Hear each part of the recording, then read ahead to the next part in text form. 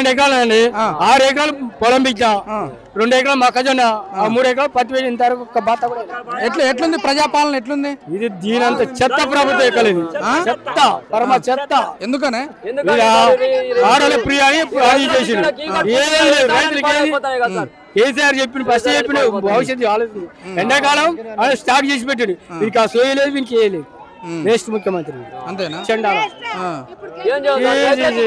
రైతులు పని చేసుకుంటారు కోతులు వస్తాయి అక్కడ మోటార్ పెట్టాలి మొక్కజొన్నకు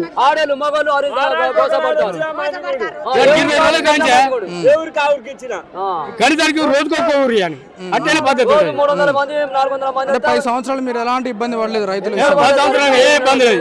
ఉష్క దొరికింది కేసీఆర్ పేరు ఉష్క దొరికింది యూరియా. ఇప్పుడు వీడు వచ్చినా కాంచి ఒక్క నెల రోజులుగా రాస్తానే ఒక్క బత్త రాలే నాకు. నేను ఏం చేయాలి? పొలం కడప అవసరం అంటే నా చెలక చూపిస్తా నా భూమి అంతా చూపిస్తా. మళ్ళీ గెలిపిస్తారా? ఎవరు గెలిపారు?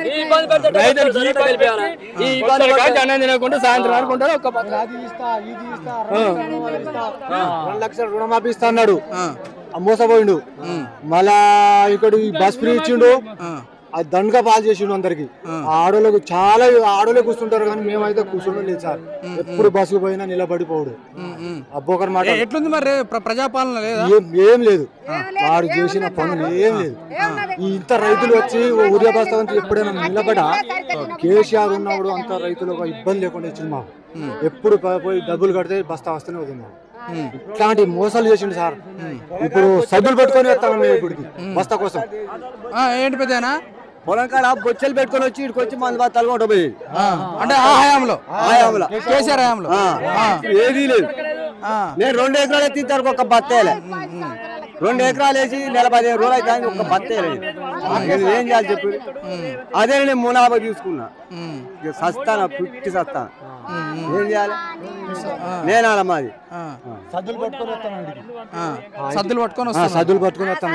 ఆడోళ్ళు వాడు నిలబెట్టినా నేను లైన్ లో పెట్టినా ఇప్పుడు అన్నం నేనే వండుకొచ్చి ఇప్పుడు మీరు ఈ విధంగా ఇబ్బంది పడతా ఉన్నారు, రైతులు ఇబ్బంది పడట్లేదు అన్నట్టుగా చెప్తా ఉన్నాడు రేవంత్ రెడ్డి.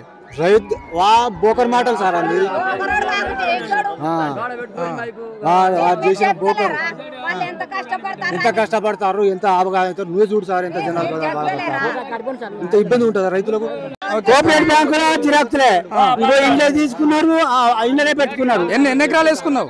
నేను 6 ఎకరాలు 6 ఎకరాలు వేసుకున్నావు. వేసినావు ఒక్కసారన్నా? ఒక్కసారి కూడా కొంత ఉన్నది 3 బత్తాలు వేస్తే 3 బత్తాలు. ఎన్ని రోజులు అయితే ఉంది? అది నెల దాటింది. ఇక మళ్ళా తీసుకురామంటే ఇక మళ్ళా తీసుకొచ్చి ఆడికి పోతారు అన్ననే పోయి అలా లెక్క పెట్టండి మా ఎన్ని ఉన్నాయో. ఇబ్బంది పడతలేరు అన్నట్టుగా చెప్తా ఉన్నాడు ముఖ్యమంత్రి. ఇప్పుడు మాకు బత్తాలు లేవు. నాకు 10 ఎకరాలు పోయి 10.5 ఎకరాలకు ఇప్పటికి ఒక 3 బత్తాలు వచ్చినాయండి. అంతేనా? పత్తి అట్టనే ఉన్నది, పసుపు అట్టనే ఉన్నది. పోయినసారి ఎట్లుండే పరిస్థితి కేసీఆర్ ఉన్నప్పుడు? అప్పుడు వచ్చినాయి. ఇప్పుడు ఈ నెలల కాంచి ఇదే కథ. ఎత్తుకపోయినాడు ఎత్తుకనే పోతాడు. ఇలా ఎత్తుకపోతారు.